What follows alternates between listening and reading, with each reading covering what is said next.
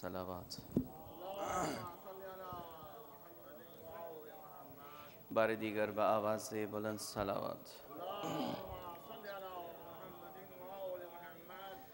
اعوذ باللہ من الشیطان الرجیم بسم اللہ الرحمن الرحیم الحمد للہ رب العالمین الحمد للہ کما هو اہلو والصلاة والسلام على اشرف الانبیاء والمرسلین حبیب الہ العالمین طبیب قلوب العاشقین والعارفین الذي اسمه في السماوات أحمد وفي الأراضين أبو القاسم محمد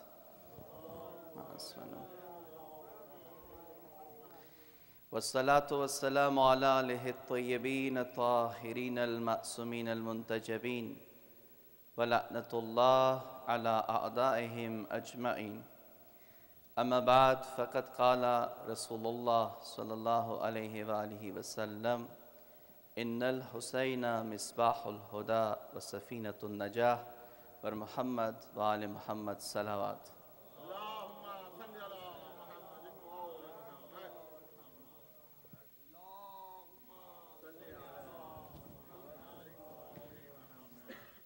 سب سے پہلے آپ تمام مومنین و مومنات سے گزارش ہے، پاکستان میں ایک مومن سید افتخار نقوی صاحب کے والد کرامت حسین نقوی صاحب کا انتقال ہوا ہے، تو آپ سب مومنین مومنات مل کر ان کی سال ثواب کے لیے سورہ فاتحہ تلاوت فرمائیں۔ بسم اللہ الرحمن الرحیم الحمد للہ الرحمن الرحیم کنا ایاک نستعین صراط المستقیم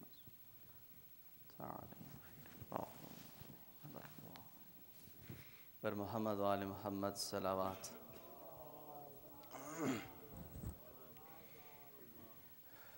بآواز بلند درود بھیجیں محمد و آل محمد جیسے اللہ اکبر اللہ اکبر یا رسول اللہ یا رسول اللہ یا اللہ یا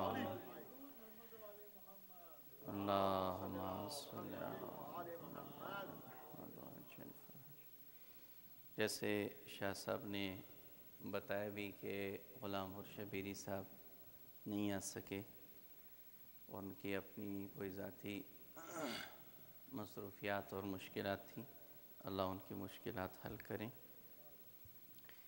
تو بہرحال ان کی عدم موجودگی میں آپ کی سمع خراشی کریں گے ہم، وہ جو اپنی لا علمی ہے آپ سے شیئر کریں گے۔ 2-3 دن چراغ ہدایت کے عنوان سے جو یہ 3 دن مجالس رہے گی انشاءاللہ، چراغ ہدایت کے عنوان سے، ہدایت کا چراغ، اور اس کے لیے میں نے رسول خدا صلی اللہ علیہ وآلہ وسلم کی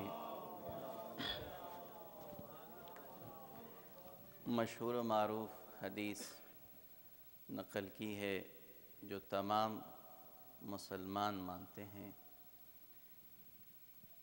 اور مسلسل آپ ایام اذا میں سنتے رہے ہیں،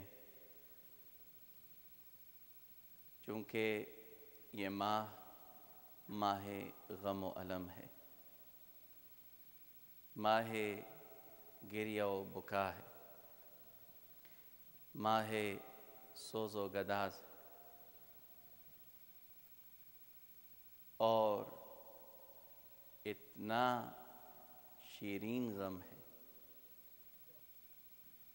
اتنا شیرین غم ہے کہ اگر کوئی دنیا و ما فیہا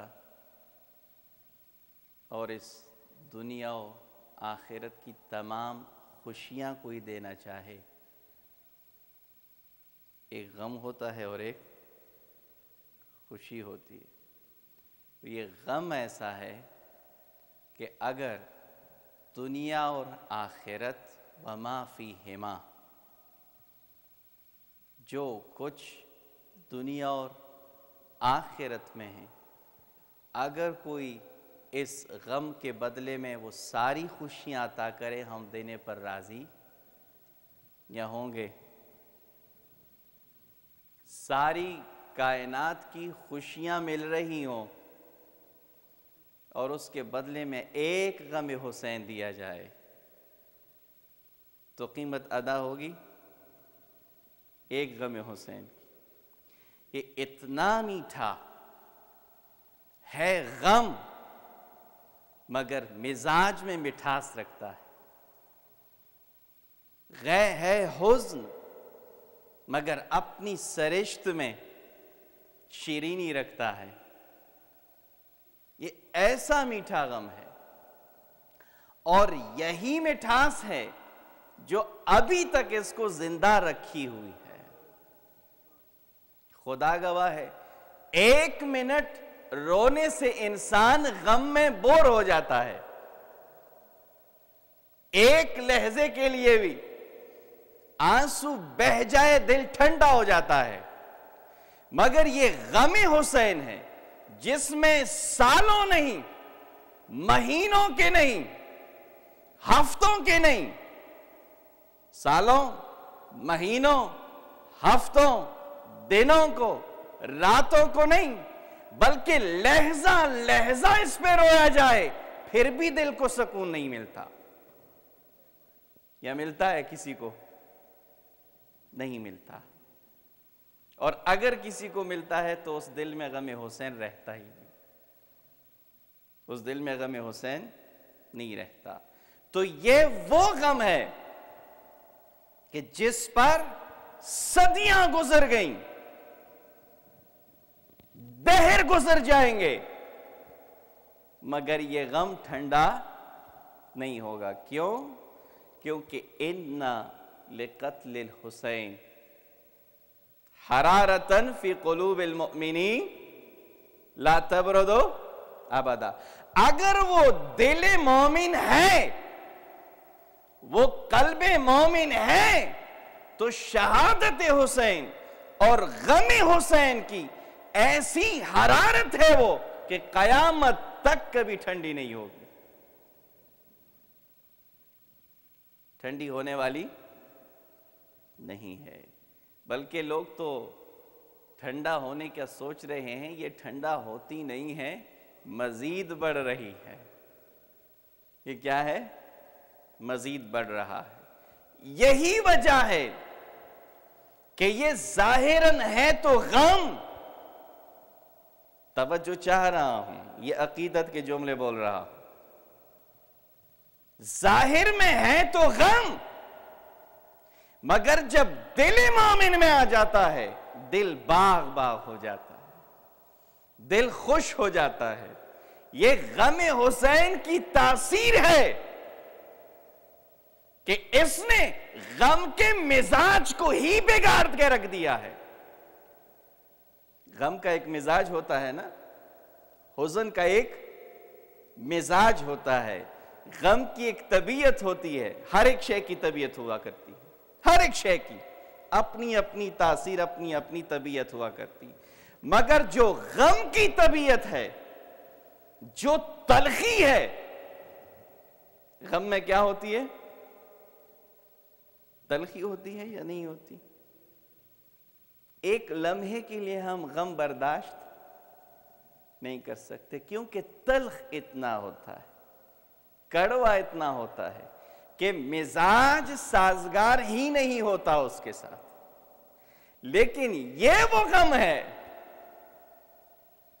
غم حسین وہ غم ہے جس کے اندر تلخی نہیں، شیرینی ہی شیرینی ہے، مٹھاس ہی مٹھاس ہے، جتنا دل کو دیا جائے اتنی ہی بھوک بڑھتی ہے، ختم نہیں ہوتی۔ کبھی اس کو آپ محسوس کریں، کبھی حقیقی معنوں میں خالص گریہ کریں، حقیقی معنوں میں، میری الفاظ پر توجہ رہے، حقیقی معنوں میں خالص ایسے معنوں میں جیسے ہمارے امام زمان رویا کرتے ہیں.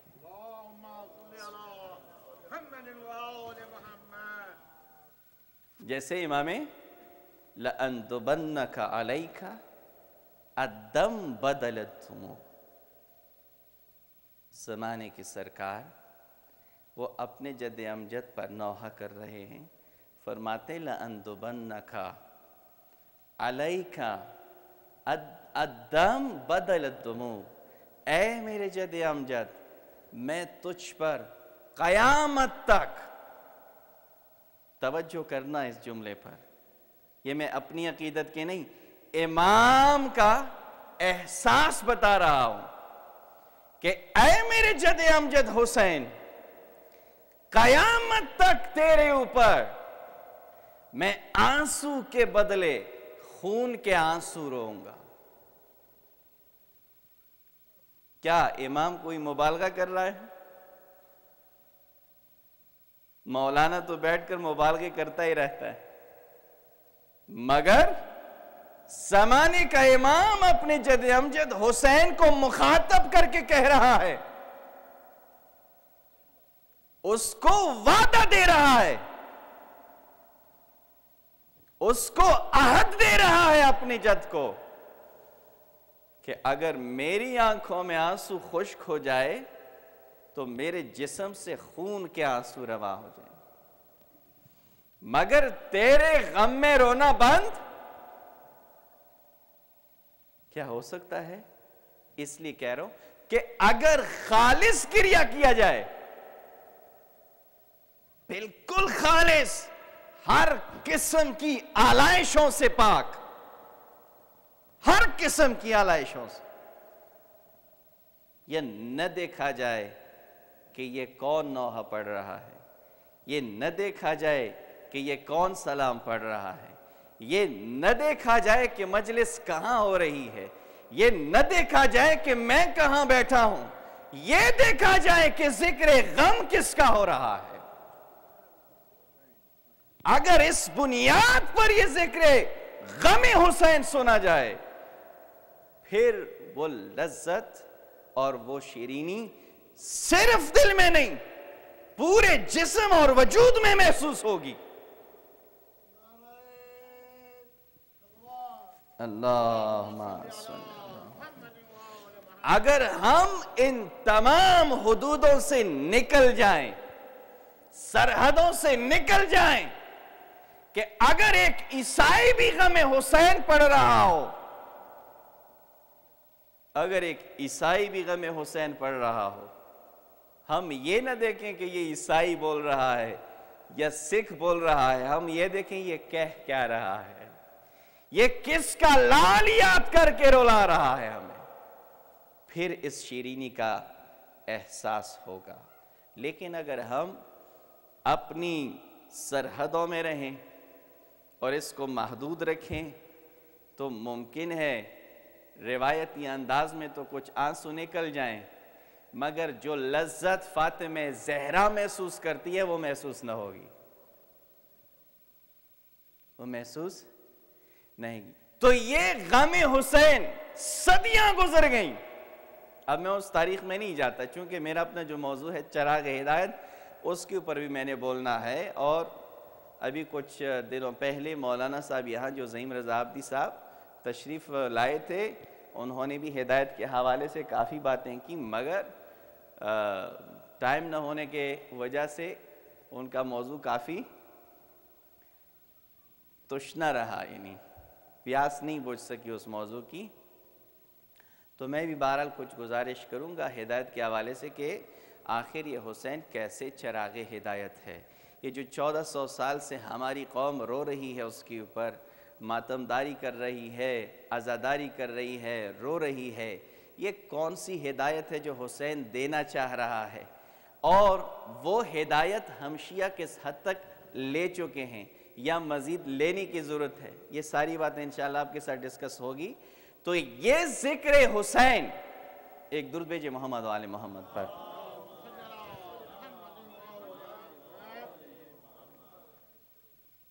یہ عزاداری, یہ ذکر حسین ایک کیا ہے؟ معجزہ ہے۔ میں نے کہا نا کہ جب شے، کوئی بھی شے جب اپنا مزاج بدل دے، جب اپنی حقیقت بدل دے، پھر وہ معمول کی شے نہیں رہتی، وہ اعجاز میں بدل جاتی۔ تو دیکھو غم کس حد تک انسان کر لیتا ہے، کس حد تک زیادہ انسان 2 دن 3 دن جتنی بھی آپ کر سکتے، سال لے لیتے ہیں، مگر انسان آخر کار غم خوشیوں میں بدل جاتا ہے یا نہیں؟ آپ میرے ساتھ ہیں، عشرہ گزرا ہے میرے خیال میں، تھکاوٹ لگ رہی ہے آپ لوگوں کے چہروں پر، درود بھیجئے محمد و آل محمد پر۔ تو شے جب اپنی طبیعت بدل جائے اور بدل دے، وہاں سے اعجاز شروع ہو جاتا ہے۔ مثال دے دیتا ہوں، آگ کا کام ہے، آگ کا کام ہے جلا دینا، لیکن اگر وہی آگ کسی کے لیے گلزار بن جائے،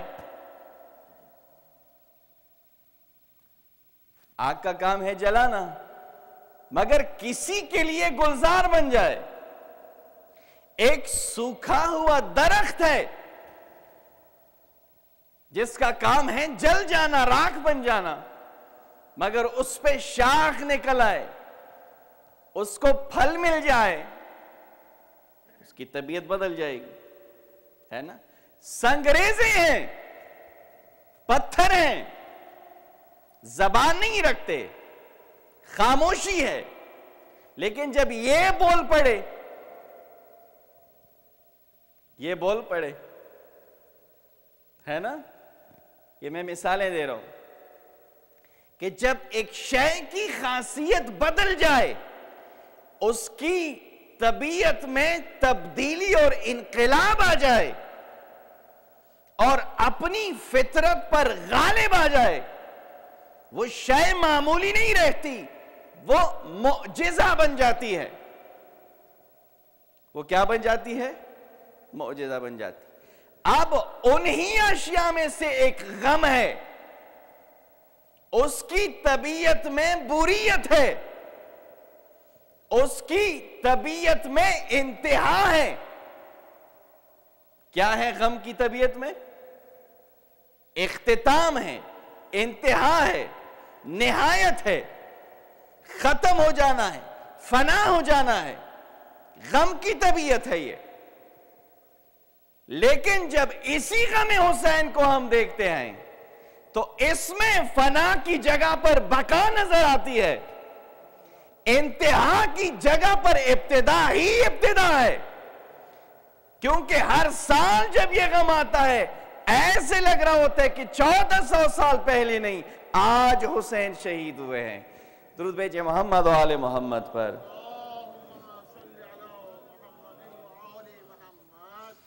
تو یہ غم حسین اپنی طبیعت ہی بدل چکا ہے، اپنی طبیعت ہی بدل چکا ہے۔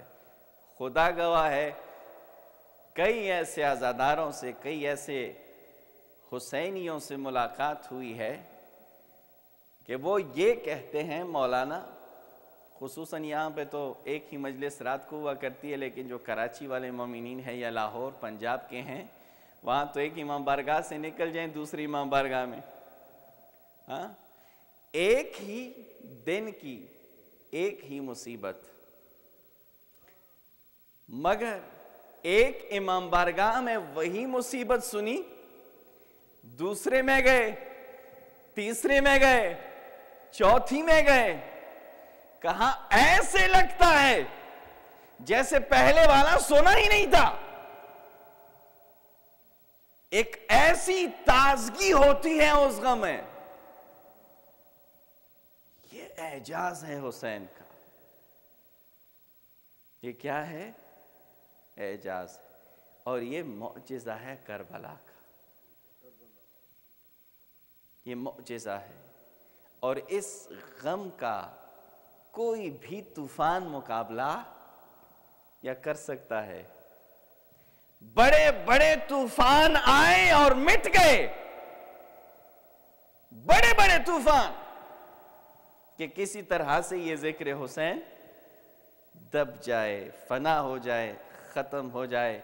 مگر یہ ذکر حسین ہے جو دبتا نہیں، ختم نہیں ہوتا، فنا نہیں ہوتا، بلکہ روز بروز بڑھتا جاتا ہے، بڑھتا جاتا ہے. بی بی سی کا اپنا ایک تجزیہ ہے. بی بی سی نہیں ہے چینل، کتنا بڑا دشمن چینل ہے مسلمانوں کا، مگر جب حسین کسی سے بلوانا چاہے، جب حسین کسی سے بلوانا چاہیں، پھر وہ اپنی دور کا یزید ہی کیوں نہ ہو، اس کی زبان بھی اختیار بول پڑتی ہے. کیوں؟ جیسے ابھی ذاکر نے کہا کہ سارا جہاں، یہ بہت بڑا عارفانہ سلام تھا. مجھے بھی پہلی دفعہ موقع ملا اسے سلام کا، اللہ آپ کو اجر دیں. یہ بڑا عارفانہ تھا اور یہ ہر کسی کو ہضم بھی نہیں ہو سکتا. اس کے لیے شرح صدر چاہیے. رب اشرح لی صدری ویسر لی امری. وہ معمولی بات نہیں ہے. سارا جہاں ہے حسین کی مٹھی میں بند. یہ ایسا کوئی معمولی بات نہیں ہے، اور نہ یہ کوئی مبالغہ ہے. بعض لوگ میرے بارے میں کہا کرتے ہیں کہ مولانا بھی عجیب عجیب باتیں کرتے ہیں. بھائی میں عجیب باتیں نہیں کرتا، تمہارا کوئی مطالعہ نہیں ہے. یعنی بعض باتیں سامنے آ جاتی ہیں، میں جب بعض باتیں، خیر اکثر تو میں کرتا بھی نہیں ہوں، یہ باتیں جو ہوتی ہیں میں کرتا بھی نہیں. اور حقیقت بھی ایسی ہے کہ جب میں کروں گا تو پھر آپ کے اذہان عالیہ سے بلند ہوں گی، مجھے یقین ہے. تو یہ کوئی مبالغہ ہے ہی نہیں، یہ تو عام آیات ہیں جنہیں ہم فضیلت کے طور پہ پڑھتے رہتے ہیں، سنتے رہتے ہیں، مگر وہ آیات حقیقت بتاتی ہیں. ہم جوش میں آ کر، ولولے میں آ کر اپنے جوش کا اظہار کرتے ہیں، مگر حقیقت پہ پردے ڈالتے ہیں. ان اللہ اشتری من المؤمنین انفسہم بِأَنَّ، بھول گئے آپ لوگ یہ آیت، بِأَنَّ لَهُمُ الْجَنَّةِ. اللہ مومنین میں سے کچھ ایسے لوگ ہیں جن سے اللہ ان کے نفوس خرید لیتا ہے. بِأَنَّ لَهُمُ الْجَنَّةِ، تاکہ ان نفوس کے بدلے میں اپنی جنت ان کی ملکیت میں دے. یہ قرآنی آیت ہے. ان اللہ اشترى، ان اللہ یشری من المؤمنین انفسہم ابتغاء مرضات اللہ. اور کچھ مومنین ایسے ہیں جب وہ اللہ ان سے نفوس لیتا ہے، خریدتا ہے، تو بدلے میں اپنی مرضی عطا کرتا ہے. میں توجہ چاہ رہا ہوں اس بات پر. ایک آیت میں خدا خرید و فروخت کر رہا ہے، تجارت کر رہا ہے مومنین کے ساتھ، کہ ان سے نفوس لے کر ان کے حوالے اپنی جنت کر دیتا ہے. دوسری آیت میں ان کے نفوس لے کر اپنی مرضیاں ان کے ہاتھ میں دے دیتا ہے. تو اب مسلمانوں سے پوچھ لو، مؤمنین سے پوچھ لو، ہر ایک شیعہ سے پوچھ لو کہ تمہارے خدا کے پاس یا تو مرضیاں ہیں یا جنت ہے، یا مرضیاں ہیں یا جنت ہے. تو جب اسی خدا کو جو مرضیوں کا بھی مالک تھا، جنت کا بھی مالک تھا، مرضیاں خرید لی بابا نے، جنتیں خرید لی حسین نے، تو جب انسان کی مرضیاں ہی کوئی خرید لے،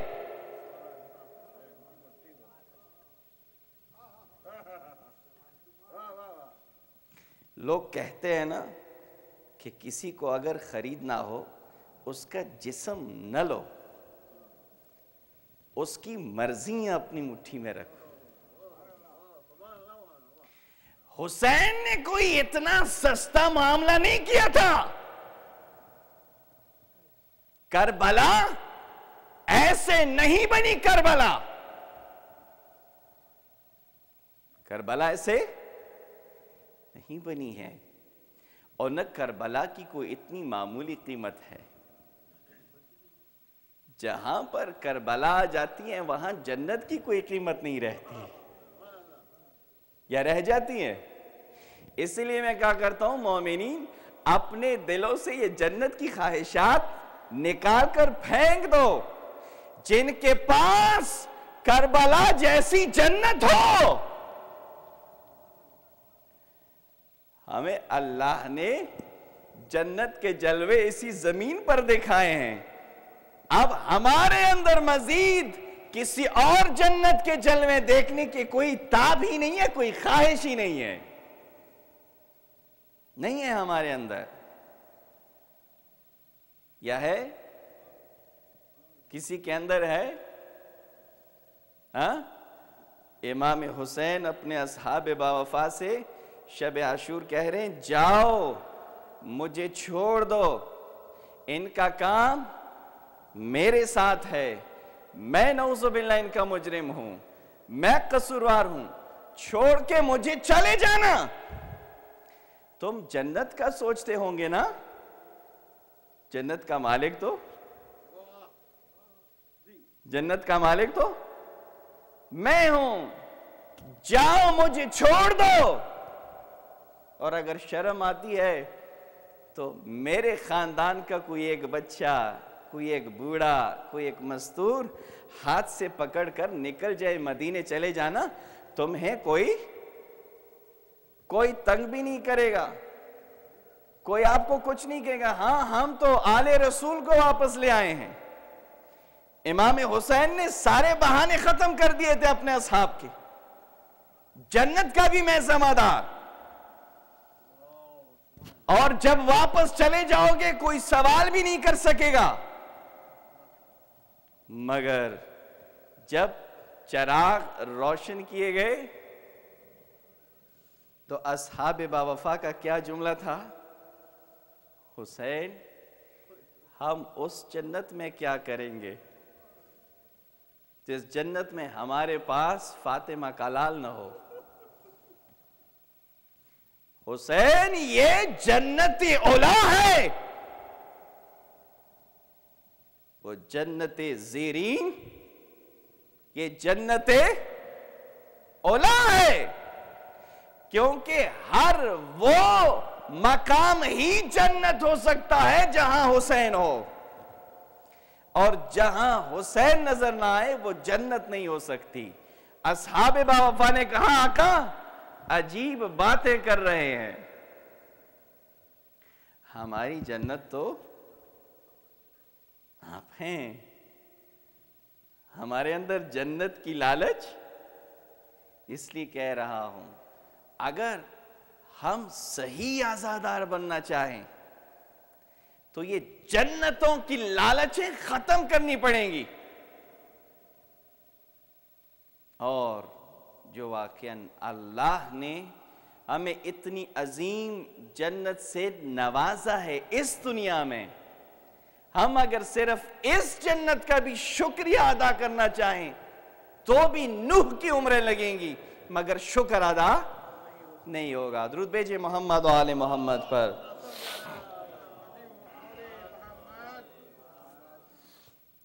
تو عزیزو حسین بہت ہی بڑی ذات ہے, بہت بڑی ذات ہے. یعنی یہ میں کوئی, اور نہ میں ان چیزوں کا عادی ہوں اور نہ مجھے مبالغہ کی, کم از کم جب ان کے باب میں کوئی گفتگو ہو رہی ہے میری زبان سے کوئی مبالغہ نہیں ہوتی, وہ حقیقت ہوتی ہے. خواہ کسی کو یقین آ جائے یا کوئی شک کی بیماری میں مبتلا ہو جائے, مجھے اس سے کوئی غرض نہیں ہے. مگر میں جب بھی ان کے باب میں کوئی بات کرتا ہوں حقیقت کے تہوں سے, حقیقت سے بات کرتا ہوں, کوئی مبالغے نہیں ہوتے. خواہ تم لوگوں کو پھر کوئی سمجھ آئے یا نہ آئے, سمجھ آئے یا نہ آئے, لیکن جب چھیڑ جائے یہ بات پھر روکنا مشکل ہو جاتا ہے. درود بھیجئے محمد و آل محمد پر.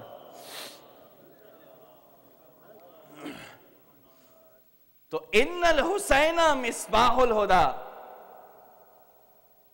رسول خدا نے فرمایا کہ میرا یہ حسین ہدایت کا چراغ ہے۔ میرے ساتھ ساتھ سفر کرتے رہنا، 5 منٹ لوں گا اس حوالے سے، پھر کل گفتگو ہوگی۔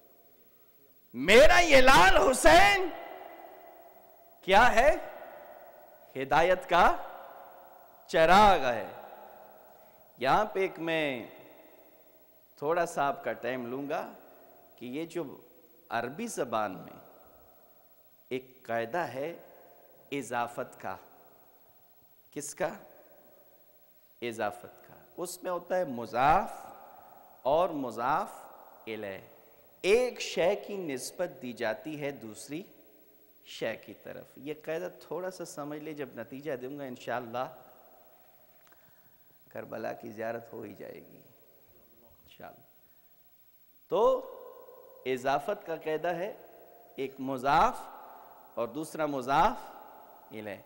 مصباح الہدا، ہدایت کا چراغ، جیسے ہم کہتے ہیں نا مصباح المعصوم، معصوم کا چراغ، معصوم کی لائٹ، گاڑی کی لائٹ، گاڑی نہیں، معصوم نہیں، اس کی لائٹ۔ یا آپ کا پین، یہ آپ کا گلاس، یہ آپ کا گلاس۔ کیا مطلب؟ جہاں جہاں بھی آپ کی اردو زبان میں کا آئے،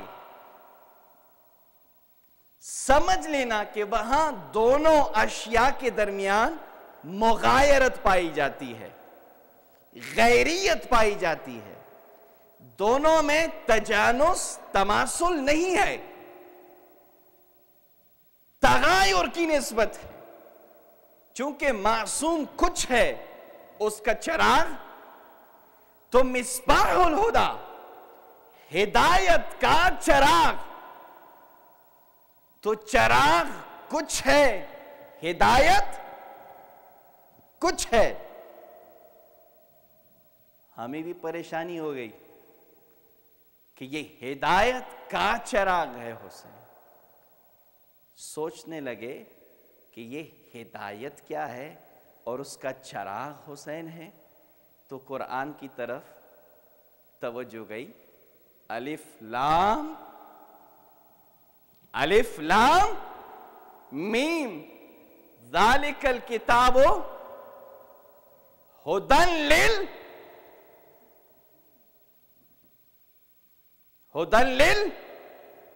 یہ کتاب ایسی ہے جس میں کوئی شک نہیں،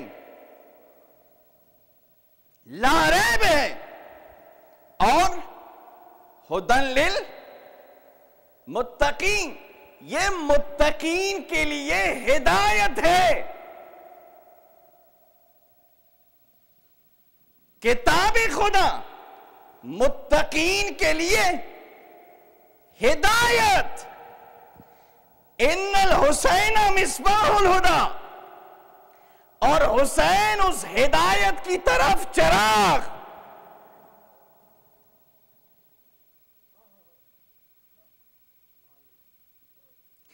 قرآن ہدایت، حسین چراغی ہدایت۔ میں توجہ چاہ رہا ہوں، کیونکہ چراغ الگ ہے، ہدایت الگ۔ تو قرآن کتاب خدا ہدایت ہے، کن کے لیے؟ متقین کے لیے، اور حسین اس ہدایت کا چراغ۔ بس نتیجہ لے لیتے ہیں کہ جن متقیوں کے پاس ہدایت ہو اور اس کا چراغ نہ ہو،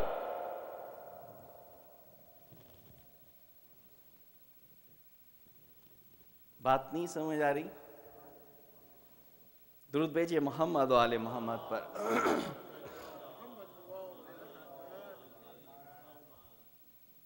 قرآن ہدایت، حسین چراغ ہدایت. کیا مطلب؟ یہ دنیا کے تمام متقیوں سے، صاحبان تقوی سے پوچھو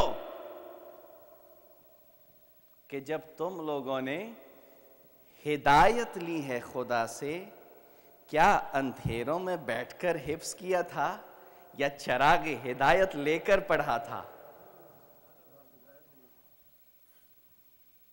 توجہ نہیں ہے. یعنی وہ متقی اس وقت تک اندھا ہے جس کے پاس ہدایت تو ہو مگر ہدایت پڑھنے کے لیے چراغ نہ ہو. تو اگر اے متقیو، اے صاحبان صوم و صلاۃ، اے صاحبان زکوٰۃ و حج و خمس، اے صاحبان تقوی و ریاضت، چونکہ یہی متقی ہوتے ہیں نا جن کی نمازیں زیادہ اور سجدوں کا محراب کافی گہرا، حج میں سعی اور طواف میں کافی تیز، داڑھی سب سے زیادہ. یہی متقی ہوتا ہے یا نہیں ہوتا؟ یا تمہارے پاس متقیوں کی کوئی اور تعریف ہے؟ تو اگر یہ سب کچھ ہو تمہارے پاس، سب کچھ تمہارے پاس ہے، لیکن چراغ ہدایت جو فاطمہ کا لال حسین ہے، کسی متقی کا دامن خالی ہے، بے شک وہ متقی ہے مگر اندھا ہے.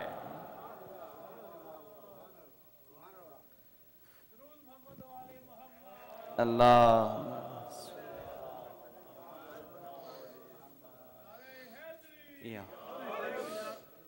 ہدن للمتقین، متقیوں کے لیے ہدایت ہے. کوئی عام درجہ خدا نے ذکر نہیں کیا. سب سے بڑھ کر درجہ متقیوں کا ہی تو ہوتا ہے، یا کوئی اور بھی ہے آپ کے پاس؟ ہاں، مسلمانوں کا نہیں کہا، مومنین کا نہیں کہا. جو مسلمانوں میں، مومنین میں متقین ہوں، ان کے لیے کتاب خدا ہدایت ہے. ان کے لیے کتاب خدا ہدایت ہے. اب دیکھو، ہدایتیں تو مل جاتی ہیں، ہدایتیں تو مل جاتی ہیں. فرض کرتے ہیں بہت پڑھا لکھا ہے، بہت اچھا قاری ہے، بہت بڑا مفتی ہے، بہت بڑا مجتہد ہے، بہت بڑا مرجع ہے، بہت بڑا مرجع ہے. اس کے پاس دنیا کا بہترین اور قیمتی نسخہ بھی قرآن کا موجود ہے، مگر اسے کہو کہ چراغ بجھا کے پڑھو، چراغ بجھا کے پڑھو. کوئی زمانے کا نابغیر روزگار پڑھ سکے گا؟ ہاں، پڑھ سکتا ہے. بہت قیمتی نسخہ بھی ہے، بڑا، اور سعودیہ سے اسپیشل ملا ہے گفٹ، اسپیشل گفٹ ملا ہوا ہے، مگر اس کے پاس چراغ کا انتظام نہیں ہے. تو اب وہ متقی، اب وہ مجتہد، اب وہ مفتی صرف قرآن کو ہاتھ میں نہ لے بلکہ تعویذ کی طرح گلے میں لٹکائے پھرے. جب تک چراغ حسین نہیں، قرآن ہدایت نہیں دے سکتا. درود بھیجئے محمد و آل محمد پر. ان الحسین مصباح الہدا، ہدایت کا چراغ ہے. اب پوری دنیا کے مسلمان جو بھی ہدایت یافتہ ہونے کا دعویٰ کرے، اس کے دامن میں چراغ حسین دیکھو. اگر کہیں چراغ حسین جل رہا ہے، روشن ہے، سمجھو ہدایت یافتہ ہے. اور اگر چراغ حسین نہیں تو اپنی تمام تر قراتوں کے ساتھ، اپنی تمام تر اجتہادوں کے ساتھ، اپنی تمام تر تلاوتوں کے ساتھ، اپنی تمام تر قیمتی نسخوں کے ساتھ وہ پھر بھی ہدایت یافتہ نہیں ہے، وہ گمراہ ہے. کیونکہ گمراہی دور بھاگتی ہے چراغ حسین سے. جہاں پر چراغ حسین جلتا ہوا نظر نہ آئے، سمجھو وہاں ضلالت ہے، وہاں گمراہی ہے. درود بھیجئے محمد و آل محمد پر.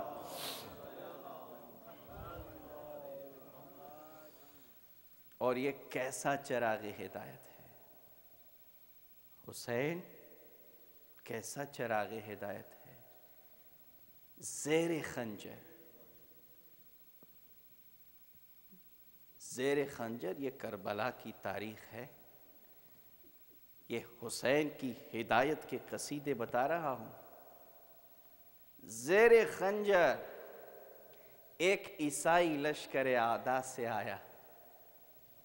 چونکہ کوئی تیار نہیں تھا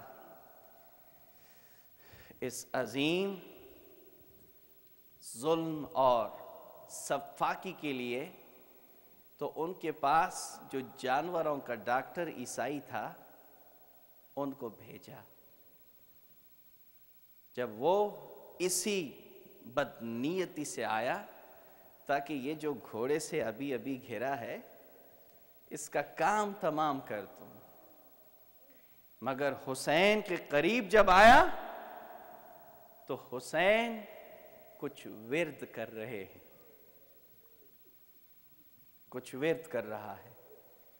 وہ عیسائی جھک کے پوچھتا ہے کہ اے زخمی، تم کیا بول رہے ہو، کیا پڑھ رہے ہو؟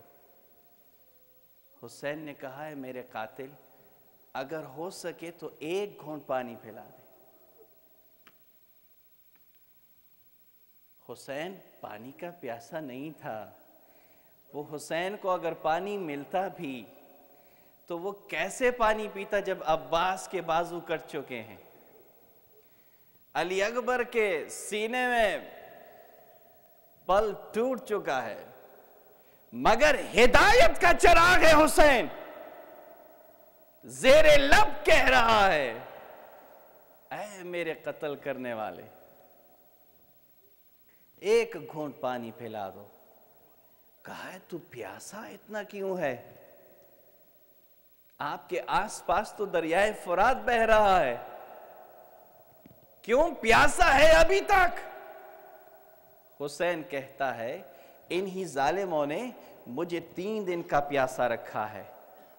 تو اب حسین کہتا ہے کہ قاتل بے شک میری گردن پہ خنجر چلا دینا، مگر ایک گھونٹ پانی دینا. وہ عیسائی پوچھتا ہے یہ تو بتا تو ہے کون؟ جس مقصد کے لیے حسین نے پانی مانگا تھا، اس عیسائی قاتل نے پوچھا یہ تو بتا تو ہے کون؟ بس کہہ دیا انا ابن المصطفیٰ، میں محمد مصطفیٰ کا فرزند ہوں. عیسائی کے ہاتھ سے خنجر گرا اور پوچھا اے زخمی، کیا اسی مصطفیٰ کا نواسا ہے جس سے ہم نے مباہلہ ہار دیا تھا، جس نے ہمیں مباہلے میں شکست دی تھی؟ حسین نے کہا ہاں اسی مصطفیٰ کا لاڈلا ہوں. بس عیسائی کا سننا تھا، اپنی تلوار نکالی نیام سے اور لشکر اعداء پہ ٹوٹ پڑا. لڑتے لڑتے عیسائی بھی حسین کے قدموں میں گر گیا اور آگے کہتا ہے فرزند زہرا، کیا تمہاری ماں زہرا راضی ہو گئی؟ عزیزو یہ زہرا کا مقام ہے. عیسائی بھی جانتا ہے فاطمہ زہرا کیا ہے، کہا آقا حسین اب تیری ماں زہرا مجھ سے راضی ہو گئی۔ حسین کہتا ہے اے عیسائی میں پانی کا پیاسا نہیں تھا، میرا عباس پیاسا مارا گیا، میرا علی اصغر پیاسا مارا گیا۔ تو کہتے ہیں آقا پھر پانی کیوں مانگا تھا؟ میں چاہ رہا تھا کہ آپ اس ظلم سے بچ جائے، ہلاکت سے بچ جائے۔ عزیزو حسین مصباح الہدیٰ ہدایت کا چراغ ہے، اور یہ چراغ حسین نے صرف کربلا میں نہیں جلایا، یہ چراغ بلکہ ثانی زہرا علی و بطول کی لاڈلی ثانی زہرا نے یہ چراغ کوفہ اور شام کے بازاروں میں بھی جلائے رکھا۔ جیسے حسین نجات دہندہ تھے، جیسے حسین انسان کا چاہنے والا تھا، شہزادی بھی ایسے ہی، کیونکہ جب بس کچھ جملے، چونکہ ایام عزا ہے، کچھ جملے آپ کی خدمت میں عرض کرنا چاہوں گا کہ جب یہ شہزادیاں، تاریخ کے الفاظ ہیں کہ جب کوفہ کا صدر دروازہ جو مین گیٹ ہوا کرتا تھا، جس سے باہر کے مسافر آیا کرتے تھے، بازار میں داخل ہوتے تھے، جب یہ قافلہ آسیران اس دروازے پہ پہنچا تو شہزادی ثانی زہرا کی نظریں صدر گیٹ پر پڑی۔ اللہ اکبر، اپنی بہن ام کلثوم سے کہتی ہے بہن ذرا میرے بیٹے سید سجاد کو بلا لے۔ کہا بہن کیا ہوا؟ کہا سامنے سے دیکھ رہی ہو یہ کوفے کا مین دروازہ ہے، کوفے کا سب سے بڑا دروازہ ہے۔ کہا آقا زادی تو کیا ہوا؟ کہا مجھے بابا کی خلافت کا دور یاد آیا، مجھے بابا علی کا زمانہ یاد آیا، اور بہن ام کلثوم اس دروازے پہ بڑا ہجوم ہوتا ہے، اس دروازے پہ بڑا رش ہوتا ہے لوگوں کا، میں نہیں چاہتی کہ کوفے والے مجھے ننگے سر کے ساتھ دیکھ لے۔ عزیز و سید سجاد قریب آئے، کہا پھپھی اماں کیا حکم ہے؟ بیٹا سید سجاد آپ نے بھی دروازہ دیکھا ہوگا، مگر میں نہیں جانا چاہتی اس دروازے سے۔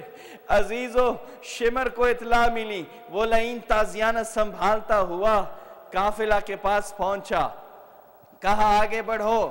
شہزادی نے کہا علی کے لہجے میں، کہا شم میں اس دروازے سے اندر نہیں جاؤں گی۔ اللہ اکبر، بالکل وہی علی کا غیظ و غضب، وہی علی کا جلال، اور شمر سے گفتگو کر رہی ہے۔ شمر میں جانتی ہوں میں علی کی لاڈلی ہوں، میں بطول کی پردادار بیٹی ہوں، مجھے معلوم ہے اس دروازے پہ بڑا ہجوم ہوگا، اور میں ہجوموں میں جانے کی عادی نہیں ہوں۔ مجھے تو بابا علی بھی جب مدینہ کی گلیوں میں لے جایا کرتے تھے تو کہا کرتے تھے شہزادی جب رات کی تاریکی ہو پھر تجھے نانا رسول اللہ کے روضے پہ لے چلوں گا۔ میں تو اس ماحول کی عادی ہوں۔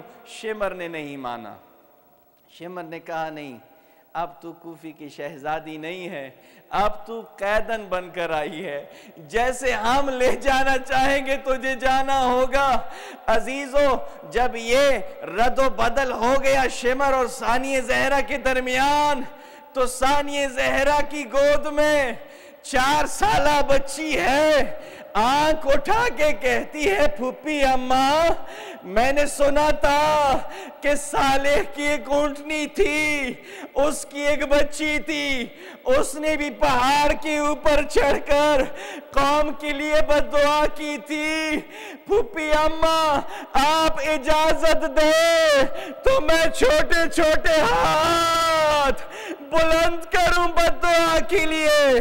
عزیزو ادھر سکینہ کے ہاتھوں کا بلند ہونا تھا، نیزہ سے سر حسین نے آواز دی میری شہزادی بہن حسین کی خاطر اسی دروازے سے چلے جانا۔